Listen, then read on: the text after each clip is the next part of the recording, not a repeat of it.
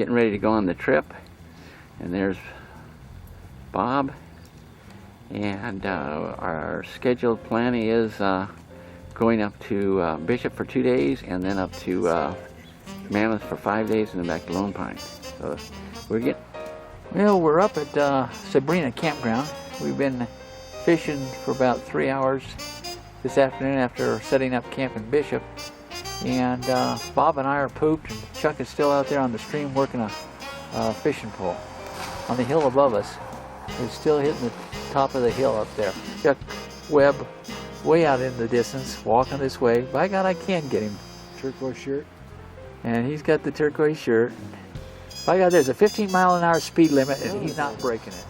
Morning of the 18th, and we're camped at Brown's Campground, right next to the golf course. And Mr. Webb is already out for his morning walk. Bob has produced coffee this morning, so we're on the right track. Been outside this morning, watching the sun come up, sipping our coffee, watching the ducks run around on the golf course there. We're at North Lake, and I just wanted to get a color of this rock here because it's kind of a brown. It's above timberline, so it's above 10,200 feet right here. And then you just go over on the other side of the hill, and the mountain's completely gray. Interesting color formations. Oh yeah! We're along Sabrina Creek, and I found some fireweed along here, and it's quite a pretty flower, so I thought, yeah, I'll just zoom in here and take some pictures of it. Quite pretty. We'll go up and see if we can't get some close-ups. We're up close now. Let's see what it looks like when you get up really close. There we go. It's quite a beautiful flower. Still Monday. We're down Sabrina Creek, and there's Bob. He's got a couple fish already. He's fishing down underneath the bridge over here to my right. And there's Bob working a moving stream. Quite a pretty little stream. And you can see where Mr. Webb went to. You know, there's Mr. Webb now, fishing the same spot that Bob was a few minutes ago. That's a Velveeta fish. Just gotta hit and release the fish. I'm looking down in the water. We're all waiting around for Chuck to quit so we can go fish someplace. Enjoying life, working hard at his trip. I mean, he's contributing to this very well. He is chief cook and bottle washer. Okay, Bob's cooking the steak. And what was that, Bob? It helps if you take the lens cap off. Oh, okay. Okay. It is an earthquake fault, crack that goes deep into the earth here in Mammoth. There's a long earthquake fault line here. We're showing Bob what it looks like. You can see the depth of this thing, but it goes way, way down in there. There's snow still down there. This is August. They're down deep. Anymore, just more of the earthquake fault. Quite a whole bridge is not normally here. And what we have stumbled on is Hollywood up here in the Mammoth Mountains over the top of this earthquake fault. And what they are doing is they are filming a SWAT episode. And there's all sorts of trucks and tents and equipment all over the place right alongside this earthquake fault. Quite fascinating to start filming here in half a minute. Okay, there's call for action here.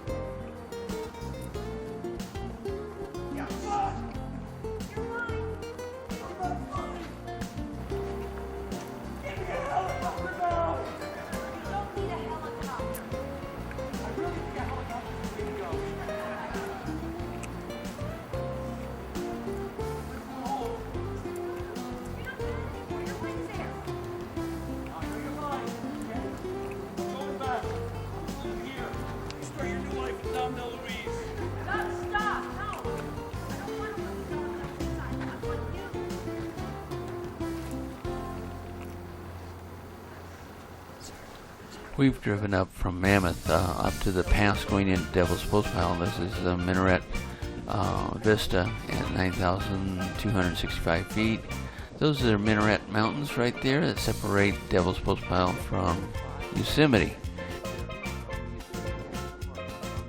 The old trees up here at the top. You know, another 1,000 feet high and you above the timberline. So Mr. Webb and Bob's around here someplace, and they're looking again at the earthquake fault. There's old Bob over there. He's hanging his head over and looking straight down. Going pretty good, and it looked like some white tips up there on the top of the pine trees. See if I can get up there and see what they are. Well, that's interesting looking. Way up high on the top of a pine tree. There's that pine tree right there. The Indio Crater Trail is a quarter mile. This is an area that I've never been to, and I've been coming up here for 60 plus years. So there go the guys off in the woods that way, and I gotta go catch up with them. Made it up here to Indio Craters. It's quite a hole in the ground. And there's a lake, or a small pond of water down in the bottom of it. Interesting. Never knew that this place was here, this close to Mammoth. And this is called Indio Craters. Here's the guys. This is another volcano of the Indio Craters, another crater I should say. And the trees have taken over. But there is actually water down in the bottom of that. So I don't think I can pick it up. Maybe I can. Yeah, there it is. Down in the bottom of that thing. It's a long ways down. Where the two guys are standing on the edge. Get up to those things. Generator on hour a day, once in the evening time and usually around breakfast time. And this keeps the batteries on the trailer charged. And we can run the TV while the generator's running too. Microwave. Get out on Lake Mary, right behind the trailer, and just a beautiful area. We're all of about 50 feet from the water's edge. Fishing hasn't been too good in the lake, but in the stream between this lake and Lake Mimi has been pretty good. Campsite number 12, and it was a nice easy back in, and we got chairs out. If we want to build a fire later on, we got a fire ring. I think we're going to do a little fishing this late evening. All right, now there's Bob getting ready in the morning. Hi, Bob. How you doing? Convict Lake, which is one of the most picturesque lakes up here in the eastern Sierras. People back in the back with their boats way out there. But look at the rock formations of the mountains up behind here. Just fabulous. Of course, that area where there are no trees growing is actually above 10,000 feet. Above timberline. The trailhead above Rock Creek Lake, and we're about to take a hike back into the wilderness. Probably about a mile, mile and a half, but it'll take us up above the timberline, so we'll have to take it slow and easy. A couple of guys down there fishing this stream. We're almost at 10,000, where you can see that the trees are thinning out, and hiking up here is getting a little bit more difficult, trying to breathe that thin air. This is one of several natural lakes, not a man-made lake. And the flowers along the trail are just quite colorful. It's time to get some pictures of the flowers along the road. This is lupin. Quite a beautiful purple flower here. Let's see if that focuses in okay. That looks like a much better focus right there. That's working good. Anyway, that's lupin. One of the many flowers here. Very tiny little yellow flower. I don't know whether I can get it focused real well without backing off too far, but it's very tiny, bright yellow. This bush is some Indian paintbrush. We've seen a great deal of that along the trail. Another tiny little purple flower, just gorgeous. You know, with the sunlight, I don't know whether you can see the true purple in it. It's a very pretty little flower. There's a shot of it here, but I guess I have to pull it out a little bit to get a good shot of it. Another one where there's a lot of these little white flowers alongside the road. These are more common. I don't know the name of those either.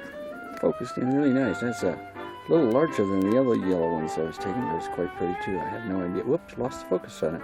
There's some other purple flowers alongside the trail. I'm walking down towards the lake here to take pictures of these.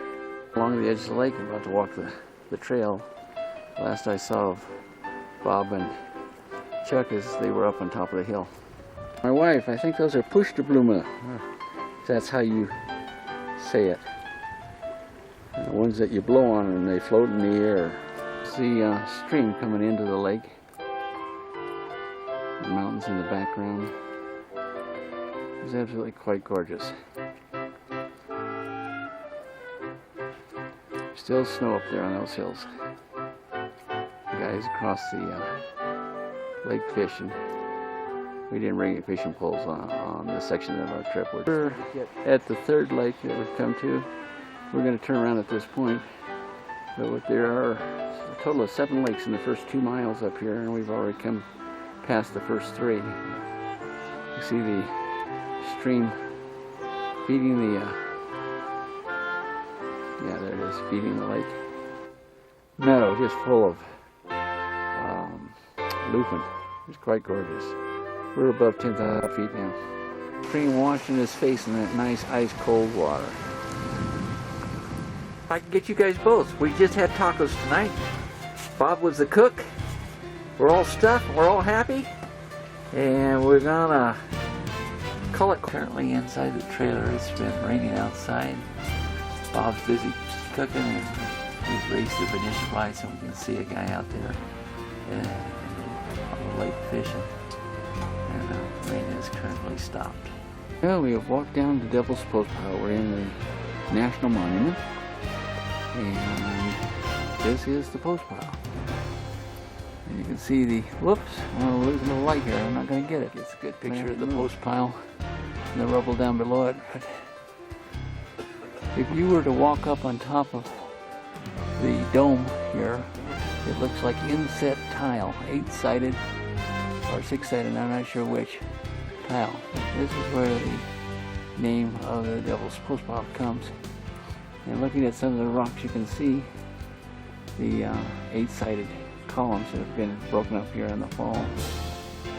Chuck over there observing all this intellectual knowledge, reading up how this was. Bob and Chuck walked up to the top of the post pile so they could see how the columns fit together, and it looks almost like tile. It's like a paved patio. Hexagonal tiles.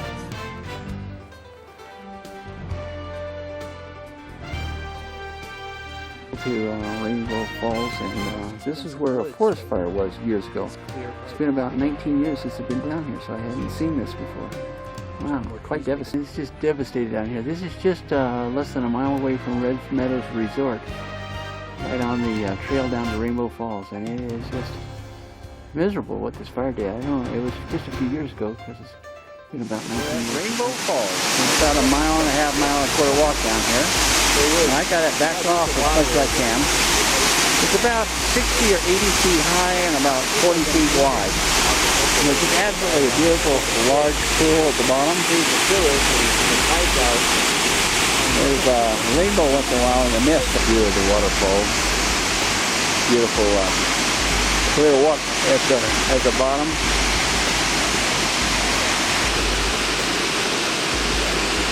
Down to the base of the falls. And Bob and I stayed up here waiting once, but there's a lot of people down there right at the bottom of the fall. There he goes, he's walking right up to the base. He's on a little island, and he just uses rocks to get across to it. But that gives you an idea how far away he really is. He's right up there at Lake Mary. There's a mother and 2 cubs. And I'm going to shortly get back into the car. Oh, there's 3 cubs. Son of a gun. Let's see if I can zoom in on that. Look at that. Oh, well, this is going to give you an idea of where the trailer's located in campsite. Just a lovely location. And right behind us is the lake. But also up behind us is the mountain range. It's just absolutely gorgeous up there. Just tall peaks all the way around. Snow Creek Golf Course. We're waiting to be called. That's old Bob and Chuck up there practicing their putting. Yeah, Bob, you got to do better than that.